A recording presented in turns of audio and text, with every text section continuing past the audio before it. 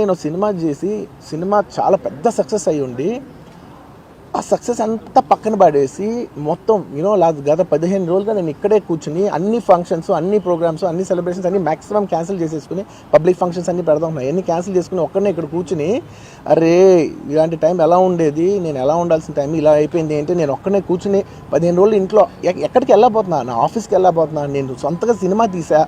ఒక సినిమా తీసిన సినిమా 3 ఏళ్ళు కష్టపడి తీసిన సినిమా థియేటర్లో ఎలా ఉందో కూడా నేను చూడలేదు ఇప్పటివరకు. నేను నా సినిమా థియేటర్లో ఎలా ఉందో చూడలేదు నేను.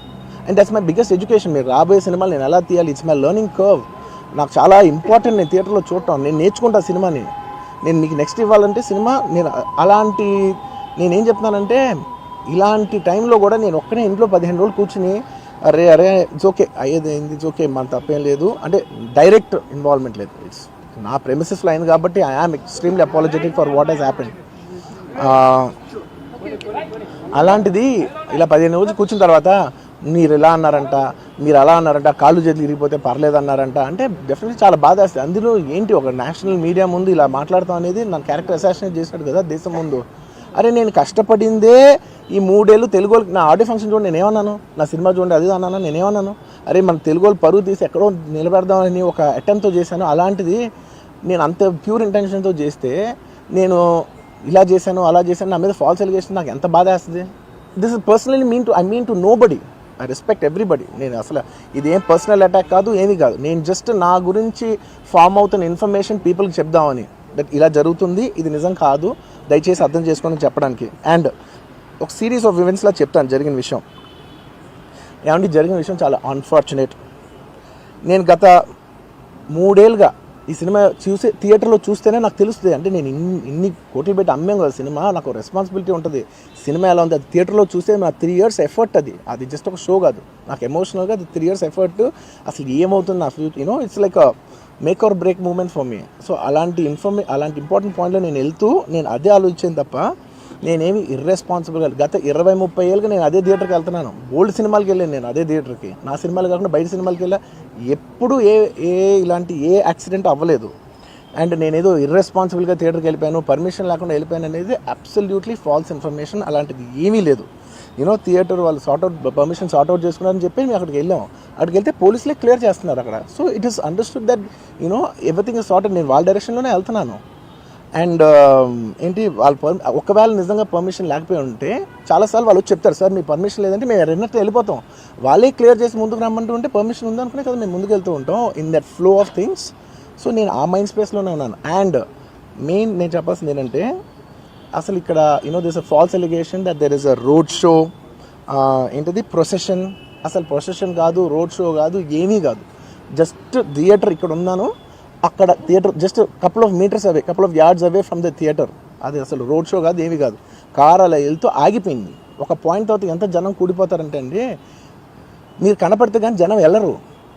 బౌన్సర్లు కానీ ఎవరన్నా పోలీస్ కానీ అందరూ అడుగుతారు సార్ మీరు ఒక్కసారి వేవ్ చేసాను సార్ వాళ్ళు వెళ్ళిపోతారంటే మేము మామూలుగా ఎప్పుడు బయటకు వచ్చి అందరికి వేవ్ చేస్తాం. అది నేనే కాదు, ఎనీ లీడర్ ఎనీ సెలబ్రిటీ ఎవరైనా అడగండి, మనం వేవ్ చేస్తేనే వాళ్ళందరూ జరుగుతారు. ఓకే చూసాం సాటిస్ఫాక్షన్ ఉంటుంది, అప్పుడు దే స్టార్ట్ మూవింగ్ అవే. ఆ దీని మీద చేశాను. And is also respect. ఇంత వేల మంది చూస్తానికి వచ్చినప్పుడు నేను నా కార్ లోపల టెంటెడ్ కార్ లోపల దాక్కుని కూర్చుని ఉన్నా. బట్ అంతమంది వచ్చినప్పుడు వాళ్ళకి ఏం కావాలి, హీరోది ఒక గ్లిమ్స్ కావాలి అంతే. అది కూడా ఇవ్వకపోతే నేను ఎంత యారగెంట్ కింద ఉంటుంది. ఇంతమంది ప్రేమ చూపిస్తే నేను కాలు కూర్చున్నారులే అనుకుంటాను నేను. అరే నేను బయటకు వచ్చి ఒక్కసారి వాళ్ళందరికీ థ్యాంక్ యూ ప్లీజ్ పదండి ఇలా అంటుంటా. మీరు చూడండి నా జెస్టర్స్ అని చూడండి. ఇలా పదండి నేను చెప్తేనే వాళ్ళు వెళ్తారు. అది పోలీసులు కానీ బౌన్సర్లు అందరూ మేనేజ్మెంట్ అందరూ అడుగుతారు సార్ మీరు చెప్తేనే వింటారు, ఒక్కసారి మీరు చెప్పండి అంటే మేము వచ్చి బయటకు వచ్చి ఇలా వేవ్ చేసి ఇలా అంటే వాళ్ళందరూ జరుగుతూ ఉంటారు. థియేటర్కి వెళ్ళిన తర్వాత what I wanted to say is that there's a misinterpretation అనుకోండి, మిస్ఇన్ఫర్మేషన్ అనుకోండి, ఫాల్స్ ఇన్ఫర్మేషన్ అనుకోండి, ఏమనుకోండి. It is no road show, it is no procession. Just థియేటర్కి వెళ్తుంటే జనాలు ఎక్కువ బయటకు వస్తే జస్ట్ అలా వేవ్ చేసి మళ్ళీ లోపలికి వెళ్ళిపోయి మళ్ళీ థియేటర్ లోపలికి వెళ్ళిపోయాం. అండ్ థియేటర్ లోపల మీ సినిమా చూసిన కొంచెం సేపటికి సార్ నా వర్క్ అసలు ఏ పోలీసు కానీ ఎవ్వరూ నాకు వర్క్ అసలు నన్ను కలవలేదు, నాతో ఏం చెప్పలేదు. నాకు చెప్పిందల్లా అది పైగా మా మేనేజ్మెంట్ సైడ్ నుంచి వాళ్ళు మా వాళ్ళు వచ్చి చెప్పింది ఏంటంటే సార్ బయట ఓవర్ క్రౌడ్ అవుతుంది, మీరు దయచేసి వెళ్ళిపోండి అని చెప్పారు. వాళ్ళ పోలీసు వాళ్ళందరూ బయట చాలా మందికి ప్రాబ్లం అవుతుంది సార్, ఓవర్ క్రౌడ్ అవుతుంది, మీరు వెళ్ళిపోండి అంటే నేను వెళ్ళిపోయా. సినిమా స్టార్ట్ అయిన కొంచెంసేపు నేను వెళ్ళిపోయా.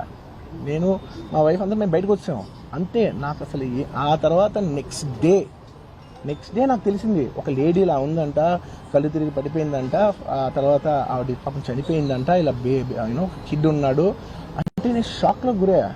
అంటే నాకు తెలియదు అసలు, నెక్స్ట్ డే వరకు నాకు అసలు తెలియదు. I had no idea. ఎందుకంటే నేను నా పిల్లోనే పక్కన పెట్టుకున్నా, నా వైఫ్, నా కొడుకు, నా కూతురు థియేటర్లోనే ఉన్నారు. నాకు తెలియదు. నిజంగా అలా జరుగుండి ఉంటే, నాకు తెలుసుండి ఉంటే నేను వాళ్ళు తీసుకుని వెళ్ళిపోతాను కదా, మినిమం కదా. ఎవరైనా వాళ్ళ పిల్లలు వాళ్ళు తీసుకుని వెళ్ళిపోతారు కదా.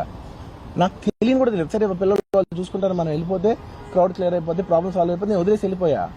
అలాంటిది నాకు తెలిసి కూడా నేను సినిమా చూస్తూ ఉన్నాను, ఇలాంటి ఫాల్స్ అలిగేషన్స్ వస్తే చాలా బాధ వేస్తుంది.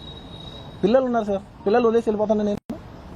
నాకు నా పిల్లలు అంటే ఎంత ఇష్టం తెలుసు. ఎవరైనా ఉంటారు కదా, తీసుకుని వెళ్ళిపోతారు కదా. అలాంటి నాకు క్లూ కూడా లేదు. నేను ఇంటికి వెళ్ళిపోయిన తర్వాత నేను వెళ్ళిపోయిన నెక్స్ట్ డే నాకు మార్నింగ్ తెలిసి నాకు చనిపోయారంటే షాక్ అయ్యాను నేను. షాక్ ఇమీడియట్గా నేను బాస్కు ఫోన్ చేశాను, మా బన్నీ బాస్కు ఫోన్ చేసి, బాస్ ఇమీడియట్గా హాస్పిటల్కి వెళ్ళి వాళ్ళ కలు నేను వస్తానంటే, సార్ నేను మొత్తం అక్కడ వెళ్ళి సెట్ చేసి వస్తాను, వాళ్ళందరూ ఎమోషనల్గా ఎలా ఉన్నారు ఏంటో మనం ఫస్ట్ చెక్ చేసుకున్న తర్వాత మీరు దిగాలి, ఒక్క నిమిషం ఆగండి సార్.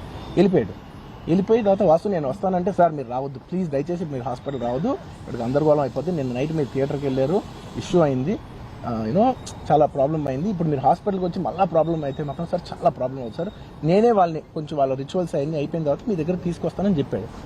ఓకే అని వెయిట్ చేసేసరికి ఇమీడియట్గా ఏం చెప్పారు, సార్ ఏమనుకోవద్దు, వాళ్ళు మీ మీద కేసు ఫైల్ చేశారు, ఇప్పుడు మీరు వాళ్ళు కలవడానికి లేదంటే నేను మా లీగల్ టీం అదేం పర్లేదు వాసు నేను వచ్చేస్తాను. నేను కొంచెం మూర్ఖంగా మాట్లాడుతుంటే, సార్ మా లీగల్ టీం చాలా స్ట్రిక్ట్గా చెప్పింది, sir they file the case on you, మీరు ఇప్పుడు వెళ్తే legally it is not right thing to do, please don't go అని చెప్తే అప్పుడు ఆగాల్సి వచ్చింది.